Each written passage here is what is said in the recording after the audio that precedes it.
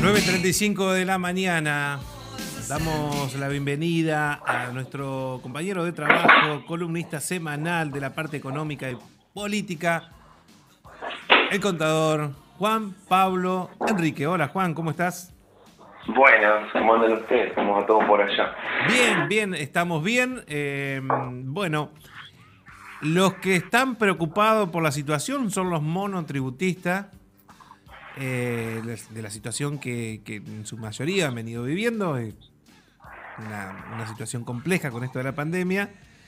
Ha sido uno de los temas que más ha estado en lo económico, ¿no? En los últimos días, tanto en la agenda propia del gobierno como en la agenda crítica de los medios opositores. Así que, si te parece, arrancamos por ahí y bueno, y después con lo que tenías programado para hoy.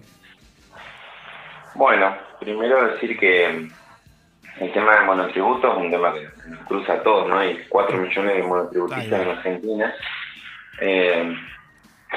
Y la verdad que ha sido una medida mal tomada, ¿no? Y mal comunicada. Tiene que ver específicamente con un error, con una falencia que tiene el gobierno nacional en cuanto a la comunicación, porque los aumentos de monotributos se dan todos los años, no solamente en la porción que hay que pagar al fisco, sino también en las escalas. Hay una porción importante y significativa de monotributistas que, si no se aumentan las escalas, pasan a facturar en función de responsables inscriptos, ¿sí? Lo cual demanda toda una serie de complicaciones mucho más importantes a la hora de llevar adelante el aporte fiscal. En este sentido, todos los aumentos generalmente se dan en el mes de enero. De hecho, el último aumento había sido en enero de 2020. No hubo significativas críticas, son aumentos que se dan permanentemente. Pero acá lo que no se hizo fue comunicar en tiempo y forma que en este mes de junio iban a ocurrir estos aumentos por una cuestión habitual y normal que hace el organismo. Otro error importante, sobre todo para que aquellos que vienen desarrollando actividades hubieran podido prever el aumento retroactivo de enero. Eso es lo que más molesta, porque una cosa es el aumento del propio mes, porque también se aumentan las escalas, y otra cosa es el aumento retroactivo al mes de enero, ¿no? Crítica importante al gobierno nacional por el error de la comunicación y por la atemporalidad de la medida, que lamentablemente le da de comer a aquellos que permanentemente generan críticas, ¿no?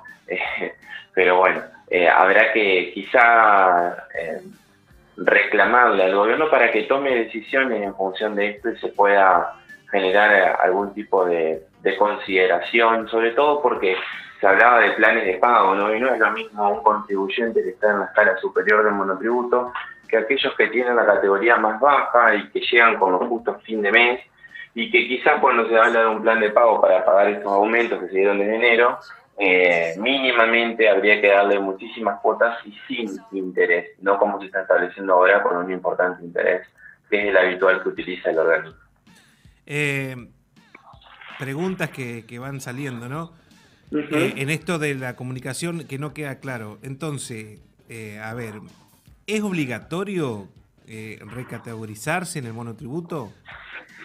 Todos los años se realiza esto, ¿sí? Cuando hablamos de recategorizarnos, no solamente digo porque estamos por entrar mirá la confusión que yo como comunicador estoy teniendo, imagínate, para los monotributistas. Existen dos recategorizaciones, ¿no? La de enero, que vos estabas explicando bien, y la de julio. Ahí atamos lo que vos venías diciendo de la mala comunicación de esto del propio gobierno, más allá que el monotributista sepa que son dos. Sí, generalmente la de junio no tiene aumentos, o sea, acá hay un aumento de escala, que es lo que se reclamaba. Inclusive hubo una gran cantidad de contribuyentes que estaban reclamando la urgente ampliación de las escalas para no caer en el régimen de responsable inscripto, ¿no? Entonces se produjo ese aumento que fue vía ley con las modificaciones del impuesto a las ganancias. Ahora quizás se hubiera tenido que aplicar otro tipo de normativa y demás, pero llegaron a junio y la retroactividad es lo que hace más ruido. Bueno. Me parece que el gobierno se debieran replantear todas estas cuestiones, porque sinceramente se afecta a un sector importante de argentinos y argentinas, pero acá lo más importante de todo es cómo se comunican las cosas, porque son aumentos que se dan siempre, se dieron siempre, y no tiene que ver solamente con pagar más, sino también con poder facturar más, porque al aumentar los precios de las cosas generalmente se factura más. Entonces es una cuestión lógica y sencilla. La categoría más baja pasó de pagar 1.900 pesos a 2.600, pero también te aumentan el horizonte de facturación. Eso es algo normal y habitual. Lamentablemente el error de comunicación nos atraviesa en todas las áreas, sí. Y es difícil. Es muy difícil después de este tipo de cosas. Ojalá se tomen medidas, como te decía anteriormente, con los escalafones inferiores, para que mínimamente puedan pagar esos incrementos retroactivos con muchas facilidades y sin ningún tipo de interés. Bueno, entonces, ¿cuál sería el monto mínimo de cada cuota del plan de pagos de la AFIP? Eso no está establecido todavía, porque se habla de planes de pagos de hasta 20 cuotas, pero con el interés normal y habitual que utiliza el organismo, que en comparación con lo que son las tasas de interés del mercado, es muy bajo. Pero igual no deja de ser un dato importante de que vos tengas la deuda cero en junio, entres a tu cuenta corriente de la AFIP y encuentres una deuda de 15, 20, 30 mil pesos. En este momento me parece una medida antipopular, que sinceramente se hubiera podido evitar, mínimamente trabajando la comunicación desde el mes de enero, cuando se tendría que haber hecho el aumento, para evitar sobre todo la retroactividad. Ojalá se tome en cuenta esta queja mayoritaria, como pasa en muchos sectores, sí. y se pueda trabajar. Fíjense, ¿no?, cómo el poder de lobby de los poderosos siempre es más complicado y siempre es más potente. Para poder realizar el impuesto a las grandes fortunas, que estábamos hablando de un universo de 10.000 argentinos, tuvo que hacerse una operatoria a través de los medios, desde la militancia, trabajar intensamente meses y meses, y ahora que se realiza un aumento que se realiza habitualmente todos los años, pero se lo hace mal, estamos hablando de un horizonte de 4 millones de argentinas y argentinos, no se consultó a nadie y se realizó la medida prácticamente de manera secreta, más allá de que se aprobó legalmente a través del Congreso y demás, pero se tendría que haber trabajado mejor la comunicación, indudablemente. Totalmente. Por último, para cerrar con este tema, por ahora, por seguramente en otras columnas van a saltar más preguntas, va a haber ayuda, no se sabía el monto, vos lo acabas de explicar, para los pequeños contribuyentes, con la posibilidad de financiar, ¿no?, en cuotas. Se habla de 20 cuotas, como lo acabas de decir. Bueno, pregunta que me sale al instante. ¿Cuándo estará disponible la adhesión al beneficio? ¿Lo ha comunicado en esto de la mala comunicación, no? Porque, bueno, está el problema para el contribuyente, pero bueno, ¿se le ha comunicado cuándo estará disponible la adhesión al beneficio, en este caso de las 20 cuotas? Las 20 cuotas ya están disponibles a partir del plan de mis facilidades. El tema es el siguiente: esas 20 cuotas están con tasa de interés de AFIP, que si bien es muy baja, no deja de ser tasa de interés. Lo que se está reclamando de muchos sectores es la necesidad justamente de segmentar a los contribuyentes. No hay nada oficial todavía, pero espero que se tomen las medidas, porque este gobierno es un gobierno que escucha, que viene tomando medidas siempre en favor de los sectores populares con muchísimo esfuerzo, ¿no? Acá hay que tener en cuenta que los sistemas de AFIP están totalmente colapsados, hubo una desinversión absoluta durante los 4 años de Cambiemos, no se renovó ningún software, ningún hardware de esos vinculados justamente a este tipo de cosas, y hoy entras a la página de AFIP y está todo colapsado cuando querés hacer una operatoria ligada al monotributo.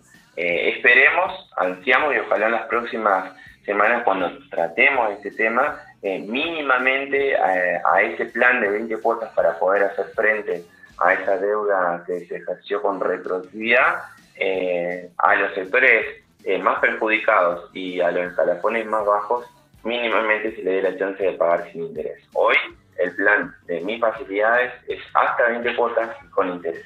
Bien. Bien, Juan, ¿qué otra cuestión tenemos para hablar? ¿Qué has preparado? Sí, en el día de ayer se conocieron importantes aumentos. A lo que voy es que cuando se comunica, Sí. fíjense que a esto de los sectores medios se lo comunicó mal, pero tampoco hay gran comunicación a este incremento que se le está dando a la tarjeta alimentar.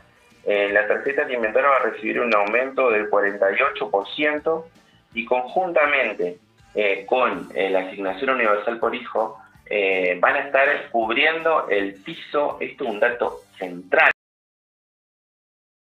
me parece, en esta etapa de crisis a través de la Argentina y el mundo.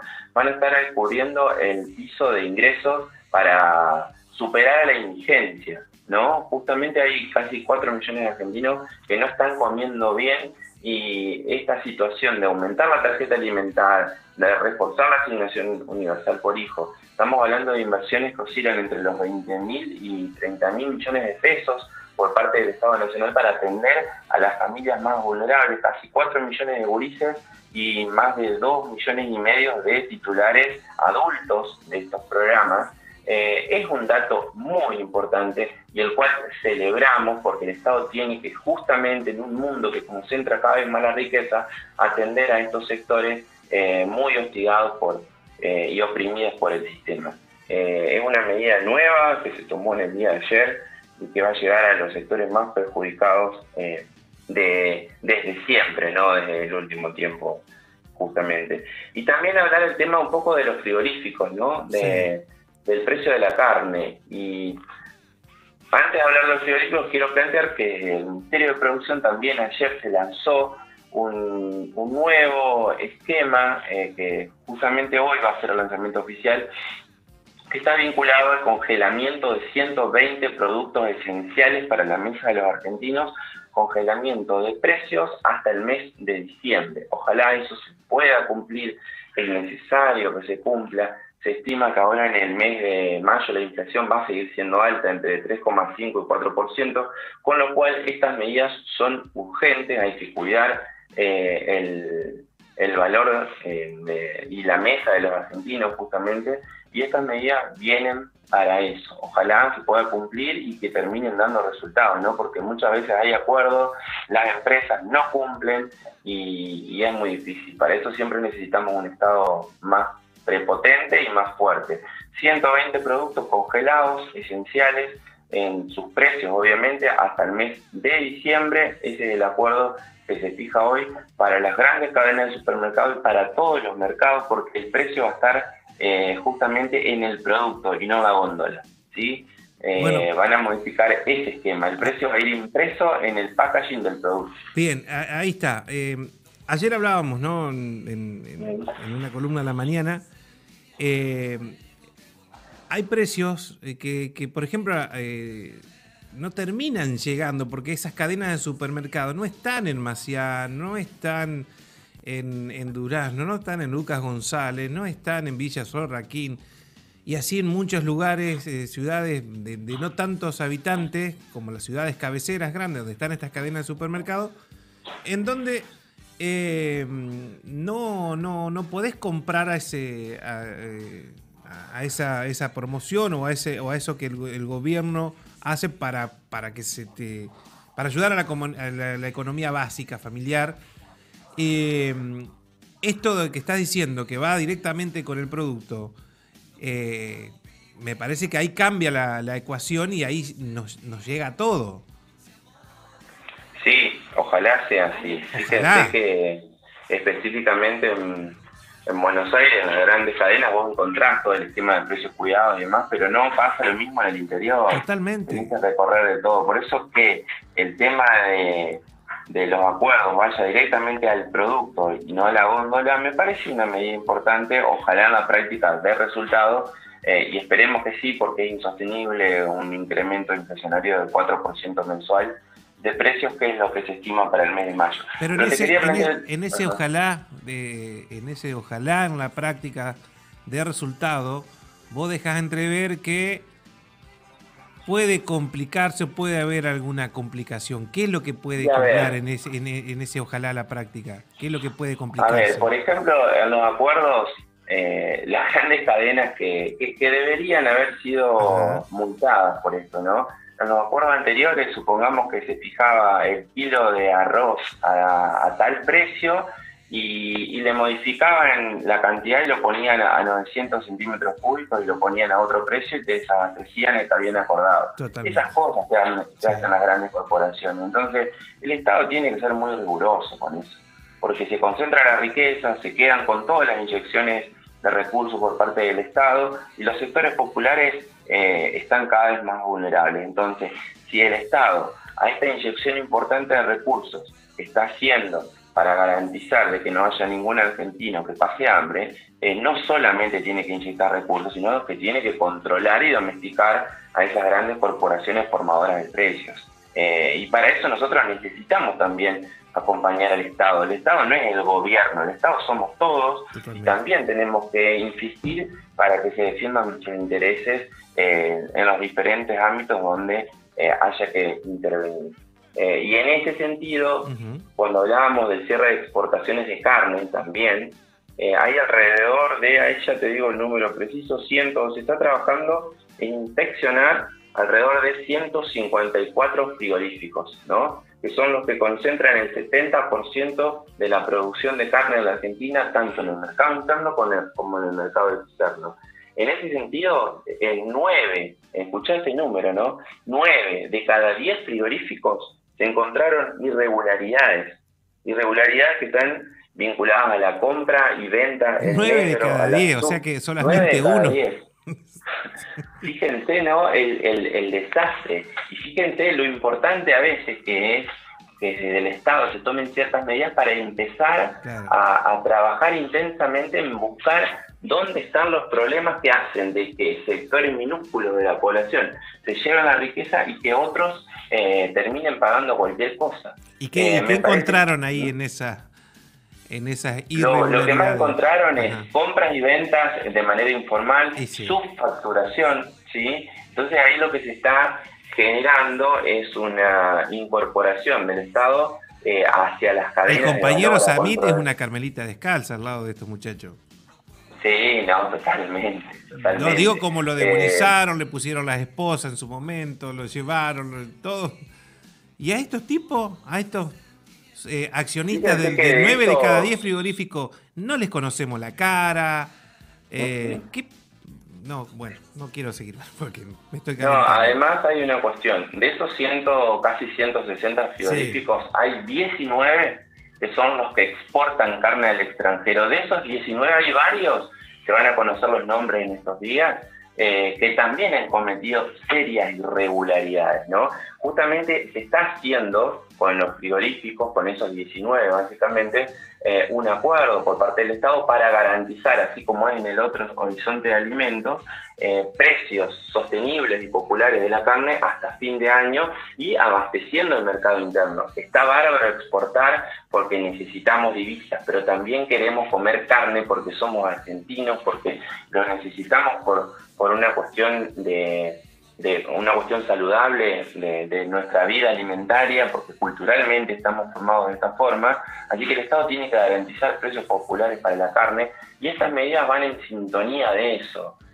Siempre utilizamos el término ojalá, que tiene que ver con un optimismo necesario para poder revertir este nivel de desigualdades que se dan muchas veces, pero es importante comenzar a adentrarnos en este tipo de situaciones que tienen que ver justamente con la concentración de la riqueza a costa del padecimiento de gran parte de la población del país. Seguramente trabajemos en ese sentido. Que estos popes de la carne, que están en infracción, 9 de cada 10, deberían estar en esto de la ley de aporte solidario, la 27.605, deberían estar, y si no están es porque no hay nada blanqueado. ¿Qué información hay de eso? Sí, justamente, fíjate, esta semana salió... O sea, lo único que tendrían de blanco el camión de transporte y el traje de los muchachos que laburan ahí.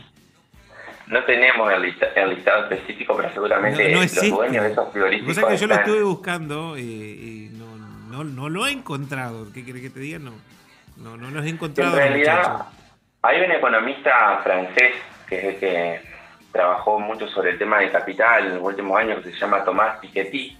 Él siempre hace mención a que es necesario de que los impuestos recaigan no sobre las empresas, sino sobre los accionistas de las empresas, porque poner los impuestos sobre las empresas muchas veces dificulta el proceso productivo y suele ser un importante punto para generar justamente la evasión fiscal.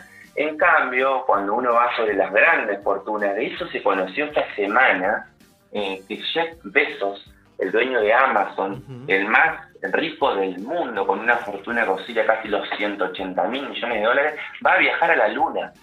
¿Sí? Claro. Cuando eso lo hacían los estados, fíjense el nivel de locura que atraviesa el mundo. Y bueno, acá el más rico de la Argentina es Marcos Galperín, el dueño del Mercado Libre, que ha generado una fortuna extraordinaria solamente en los últimos 10 años. Sí, él es el más rico y los muchachos que reparten Mercado Libre en bicicleta y con una precarización laboral terrible. Absoluta. Necesitamos para la pelota y necesitamos ese Estado cada vez más presente y más riguroso para distribuir la riqueza. No hay otra manera, no se conoce otra forma y tenemos que instar a que eso ocurra. Te decía que el G7, el grupo de los 7 países más importantes del mundo, se planteó esta semana la necesidad absoluta de llevar adelante un gravamen para los más ricos del mundo y que tengan que ver justamente con estas empresas ligadas a la virtualidad y a la tecnología. Estamos hablando de Amazon, Mercado Libre, Google, Facebook, todo lo que tenga que ver con redes sociales, porque hay en ese horizonte una falta de control enorme, venden publicidad en cifras extraordinarias y sinceramente hay una gran evasión a los diferentes estados. Se necesita regular todo eso para poder generar mayor cantidad de recursos y distribuirlos justamente entre la población que la está pasando muy mal.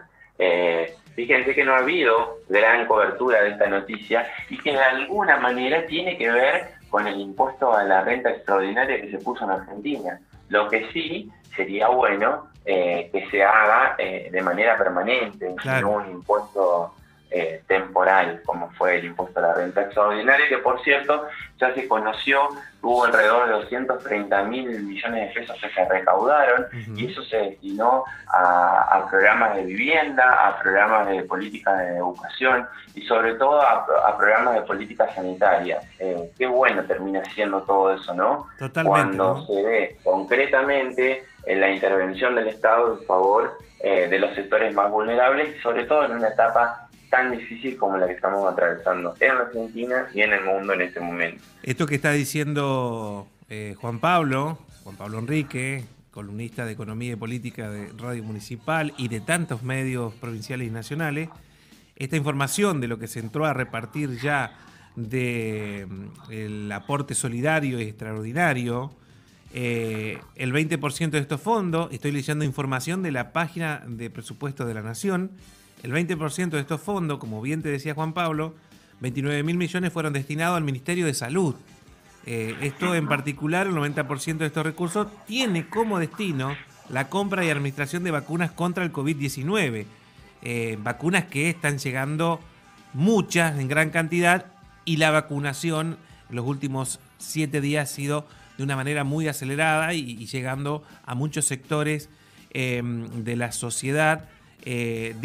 Ahí van los fondos de este aporte extraordinario que por ahora lo tenemos por única vez y que se está pensando en el mundo de que sea fijo, porque eso lo están pensando las propias potencias y nosotros acá tenemos empresarios y opositores y medios de comunicación que están cuestionando esta decisión que tomó Argentina.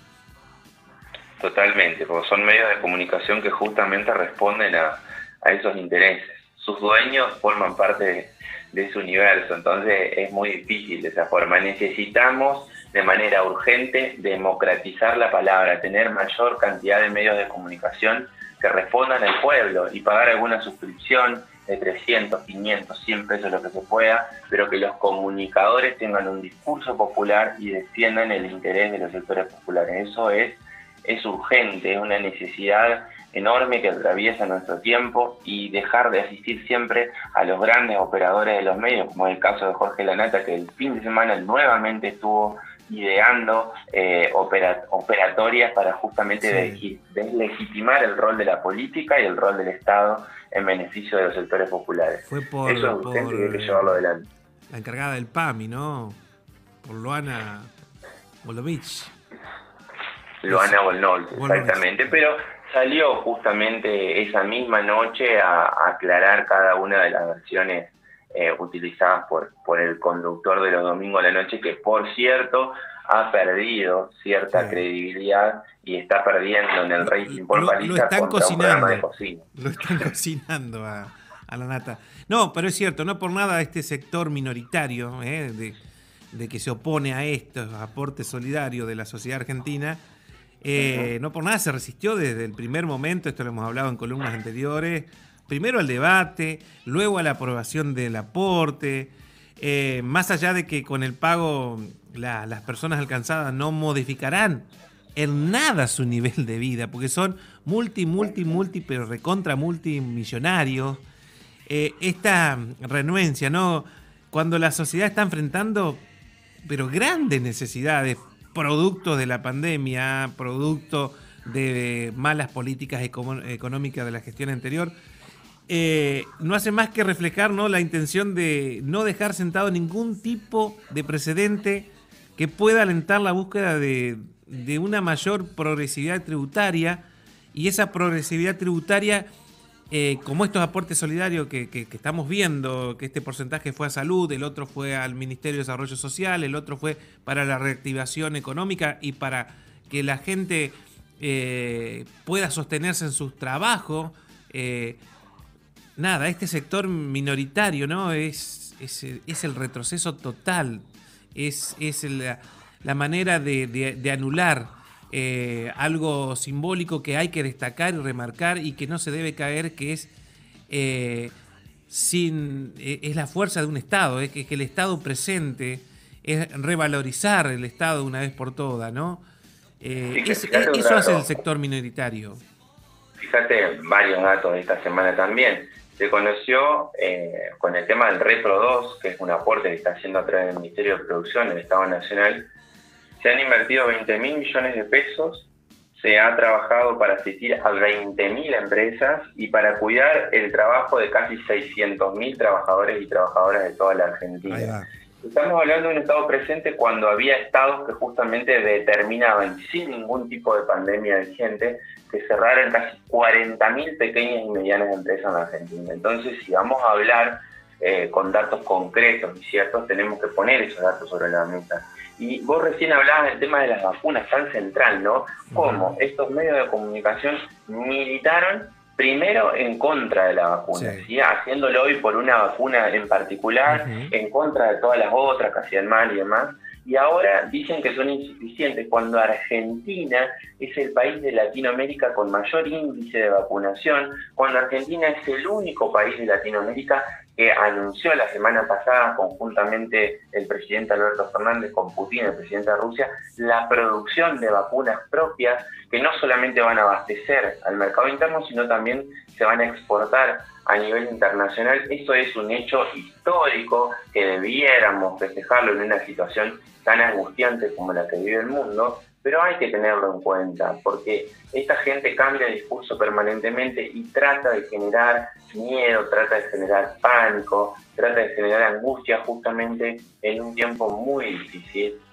Necesitamos de este Estado cada vez más presente, como se hizo cargo de una empresa estratégica que es INSA, es una empresa mendocina. El Estado Nacional invirtió 15 millones de dólares y para quedarse con el 63% de las acciones, y invirtió 5 millones de dólares en la provincia de Mendoza, que se quedará con el 21% de las acciones. Esta empresa produce turbinas y reactores nucleares y específicos para todo lo que tiene que ver con las represas, no solamente para solventar nuestras obras nacionales, sino también para venderlos a nivel internacional, y también se espera que sea una importante fuente de divisas, que es lo que estamos necesitando. Así que bienvenido al Estado a ese tipo de cuestiones, y reclamemos que los errores que se cometen, como en el caso del monotributo, no se mire para otro lado y se pueda subsanar cuanto antes. Totalmente. Esta empresa, INSAT, estuvo mencionada en los cuadernos también. De ahí teníamos algunos datos. La famosa investigación que terminó siendo toda una truchada. Estaban los accionistas principales de esta empresa. Sí, recordemos que uno de los dueños es Pescarmona, uno perteneciente a las familias patricias más ricas de la Argentina. Y otro dato importante también que salió esta semana es la reducción de las diferentes tarifas para los sectores más vulnerables de la Argentina, que van a llegar casi al 50%. Recordemos que hubo toda una discusión con este tema, pero desde que asumió a Alberto Fernández al cargo de la presidencia de la Nación, las tarifas han estado congeladas, y ha habido, de acuerdo a la provincia donde se forme parte, algunos aumentos que no tienen nada que ver con los aumentos extraordinarios que se produjeron durante 2015-2019, que llegaron a ser del 3.000 y 4.000%. Entonces, a veces cuando vengan a generar críticas sin justificación alguna, me parece que es importante conocer este tipo de datos y esta información para contraponer dos modelos de país y de gestión antagónicos. Para hacerle un cierre, destacamos que con sus aciertos y con sus errores, como hemos remarcado el gobierno, es un modelo, este gobierno, un modelo que está centrado en el protagonismo del Estado. Lo hemos enumerado parte de acciones concretas donde demuestra que es un modelo de Estado centrado en el protagonismo del propio Estado, y tiene una impronta solidaria, redistributiva, y que está colocando el acento en resolver y darle prioridad a los problemas de los más necesitados. Sí, una de las grandes utopías que tenemos en este tiempo, no solamente es que se tenga registro de la cuestión esta y se vuelva a recomponer el tema del monotributo, sino también, sobre todo, controlar la hidrovía, ¿no? Que el Estado vuelva a hacerse cargo de eso, de alguna manera. Militemos para que eso ocurra, porque no solamente esto viene a complementar y a cuidar los precios de los alimentos, sino también a cuidar nuestras divisas con ese importante horizonte de subfacturación que se viene dando por parte de las empresas exportadoras. Necesitamos un Estado más presente y más fuerte, y hacia eso vamos. Brindemos por esa cuestión, y ojalá podamos salir pronto de este horizonte. El horizonte de vacunación es inmenso, se estima que para dentro de 3 meses la mayoría de la población va a estar vacunada, vamos a salir del invierno, y ahí se podrán abocar todas las energías del Estado en garantizar el crecimiento económico con distribución que demanda la Argentina por estos días. Juan, te quiero agradecer por la columna y bueno, felicitarte por la gran campaña, y no te estoy cargando, la gran campaña de Racing, cuando todos creían que se iban a quedar sin técnico a la quinta fecha, que no iban a pasar en la instancia finales de ningún torneo, dieron pelea hasta el final. Yo me imagino que como hincha de Racing, dolor por haber perdido, pero un dolor que se ha consumido en el mismo momento, porque ver quién te ganó y lo que significó ese primer campeonato para Colón, me parece que se ha ido rápido el dolor de la derrota y ha colmado en tu pasión futbolera la alegría de que un club de barrio, un club de pueblo, lo que significa Colón, haya llegado a tener su primer campeonato. Sí, sinceramente, a los que nos gusta el fútbol, vimos un Colón enorme que fue el merecido campeón, y Racing pasó las últimas 2 etapas ganando por penales, sin mostrar un fútbol brillante. Me parece que es un merecido triunfo por parte de Colón, obviamente que todos queremos ganar. Y me quedo con aquella imagen que vi en un posteo del economista Diego Rubio, santafesino, hincha de Colón, donde había una casita de chapa rudimentaria, un rancho santafesino que tenía una bandera de Colón que decía dejen la vida. El fútbol se vive con tanta pasión, hay familias enteras que la han pasado muy mal a lo largo de toda su vida, que sinceramente generar alegrías a esos sectores desprotegidos, vulnerables, muchas veces oprimidos por el sistema, es lo que tiene esta enorme pasión, ¿no? En que la gente que nunca tiene alegrías se sienta bien por un rato, pueda festejar, pueda sentirse alegre, ¿no? No es para nada menor. Colón demostró un fútbol enorme, con un recurso, un contra natura, un contrasistema. Villó, uno de los futbolistas más grandes en edad que tiene el fútbol argentino, jugando con gran pasión y displicencia. Estamos hablando del Pulga Rodríguez, así que bienvenido a este título, bienvenido por el fútbol. Como decía Maradona, la pelota no se mancha, y creo que ese es un gran lema que hay que, en tiempos de grandes negociados y de grandes cuestiones que tratan de empañar esa pasión que nos atraviesa a todos los argentinos. Abrazo grande, Juan. Para ustedes, gracias.